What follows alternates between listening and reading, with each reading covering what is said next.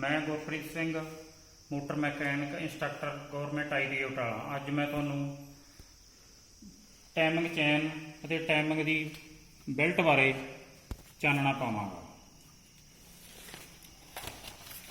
सब तो पहला मैं तुहानूं टाइमिंग बेल्ट ਅਤੇ टाइमिंग चैन बारे कुछ गल्लां सांझीਆਂ करांगा। जिवें इन्हां दे नाम तो पता लगता है कि टाइमिंग चैन ਅਤੇ टाइमिंग बेल्ट दो अलग अलग पार्ट सन, पर इन्हां दा काम इंजन विच सेम ही हुंदा है। जिवें कि आपां देखदे हां कि कुछ कारां विच टाइमिंग चेन की वरतों की जाती है ਅਤੇ कुछ कारां विच टाइमिंग बेल्ट, जो कि तुहानूं ये बेल्ट दिखाई दे रही है, ये टाइमिंग बेल्ट है हुंदा। हुण वो तुहाडे नाल कुछ गल्लां आपां सांझीਆਂ करदे हां। इंजन विच दो इंपोर्टेंट कंपोनेंट्स हुंदे हन, एक क्रैंकशाफ्ट, ये क्रैंकशाफ्ट, दूसरी केमशाफ्ट। क्रैंकशाफ्ट ते केमशाफ्ट ਅਤੇ इंजन के सही चलण लई इन्हां दोहां दा आपसी तालमेल, इंजन नूं सही चलण दे लई क्रैंकशाफ्ट ते केमशाफ्ट का आपसी तालमेल होना बहुत जरूरी है, क्योंकि इन्हां विच जेकर इन्हां विच तालमेल सही होवेगा तां ही केमशाफ्ट की मदद नाल इनलैट वाल्व सही टाइम ते खुलेगा ਅਤੇ फ्रैश एयर ਅਤੇ फ्यूल का मिक्सचर इंजन विच एंटर होवेगा। उसे तरह एग्जास्ट बाल्ब भी सही टाइम ते खुलेगा ਅਤੇ एग्जास्ट गैसां बाहर निकलणगीਆਂ। इसलिए केमशाफ्ट ਅਤੇ क्रैंकशाफ्ट आपसी तालमेल बनाउण लई टाइमिंग चेन जां टाइमिंग बेल्ट की वरतों की जाती है। जिहड़ी कि टाइमिंग चेन हुंदी आ, वो टाइमिंग चेन गड्डी के अंदर हुंदी सी ते टाइमिंग बेल्ट आ जिहड़ी वो गड्डी के बाहर हुंदी आ। टाइमिंग चेन गड्डी के हाउसिंग दे विच हुंदी सीगी, टाइमिंग बेल्ट गड्डी के बाहर लगी हुंदी है। जदों क्रैंकशाफ्ट ਅਤੇ केमशाफ्ट दोनों मिल के अपना काम करते हैं तो इस नूं आपां बोलते हाँ मकैनीकल टाइमिंग। ये टाइमिंग सही होवे, इसकी जिम्मेवारी टाइमिंग बेल्ट जां टाइमिंग चेन की हुंदी है। इसलिए इस नूं वरती जाण वाली चेन जां बेल्ट अगे टाइमिंग शब्द लाया जाता है, इसलिए इस नूं टाइमिंग चेन जां टाइमिंग बेल्ट भी कहा जाता है। टाइमिंग चेन इहदे विच हुंदी आ, टाइमिंग बेल्ट भी कहा जाता हुंदा है। चलो हुण आपां टाइमिंग चेन अते टाइमिंग बेल्ट बारे थोड़ा जिहा डिटेल विच जाणदे हां।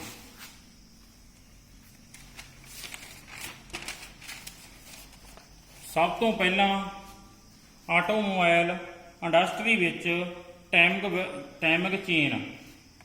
चेन की वरतों की जाती सी। टाइमिंग चेन मैटल की बनी हुंदी सी। ये लाइफ टाइम बेल्ट नालों ज़्यादा हुंदी आ, पर अजकल मोस्टली कारां विच टाइमिंग बेल्ट की वरतों की जाती है। ये ज़्यादा जिहड़ी चेन बेल्ट हुंदी सी, चेन वाली बेल्ट हुंदी सी, वो हाउसिंग दे विच हुंदी सीगी। चेन वाली बेल्ट हाउसिंग दे विच हुंदी सीगी। हाउसिंग दे विच लुबरीकेंट किसी टाइम घट लुबरीकेंट चेन के उपर चढ़ता सी तां वो साउंड यानी कि आवाज़ पैदा करती सीगी। जिहड़ी कि बेल्ट टाइमिंग बेल्ट ये बेल्ट आ, ये आवाज़ नहीं पैदा करती। चेन वाली बेल्ट जिहड़ी हुंदी सी वो कई लुबरीकेंट कई बार नहीं मिलता सीगा उहनूं, तां वो टुट भी सकती सी। टुटण दे नाल क्रैंकशाफ्ट, केमशाफ्ट, क्रैंकिंग राड वगैरह वो तोड़दी सी। इहदे नाल ये बेल्ट नाल इहो जिहा कुछ नहीं, क्योंकि ये बाहर लगी हुंदी है। टाइमिंग बेल्ट सब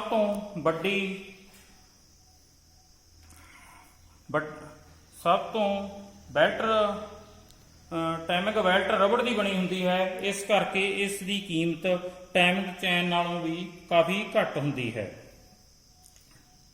ਟਾਈਮਿੰਗ ਬੈਲਟ ਦਾ ਸਭ ਤੋਂ ਵੱਡਾ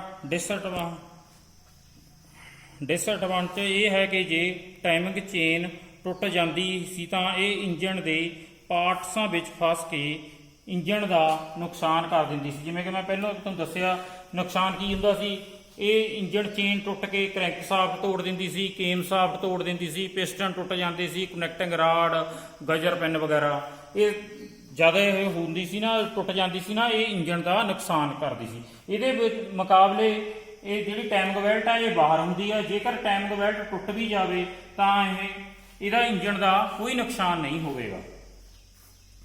ਪਰ ਜਿਵੇਂ ਹੀ ਟਾਈਮਿੰਗ ਚੇਨ ਦੀਆਂ ਆਪਣੀਆਂ ਕੁਝ ਹਾਨੀਆਂ ਨੇ, ਉਸੇ ਤਰ੍ਹਾਂ ਟਾਈਮਿੰਗ ਬੈਲਟ ਦੀਆਂ ਵੀ ਆਪਣੀਆਂ ਕੁਝ ਹਾਨੀਆਂ ਹਨ।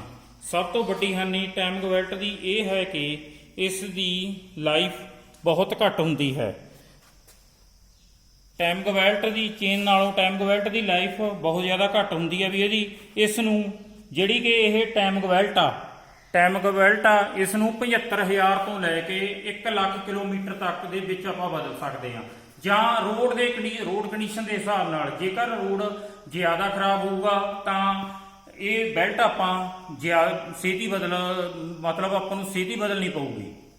ਨਹੀਂ, ਆਮ ਕਰਕੇ 75,000 ਤੋਂ 1 ਲੱਖ ਕਿਲੋਮੀਟਰ ਦੀ ਗੱਡੀ ਦੇ ਚੱਲਣ ਤੇ ਇਹ ਟਾਈਮਿੰਗ ਬੈਲਟ ਆਪਾਂ ਨੂੰ ਬਦਲਣੀ ਬਹੁਤ ਹੀ ਜ਼ਰੂਰੀ ਹੈ।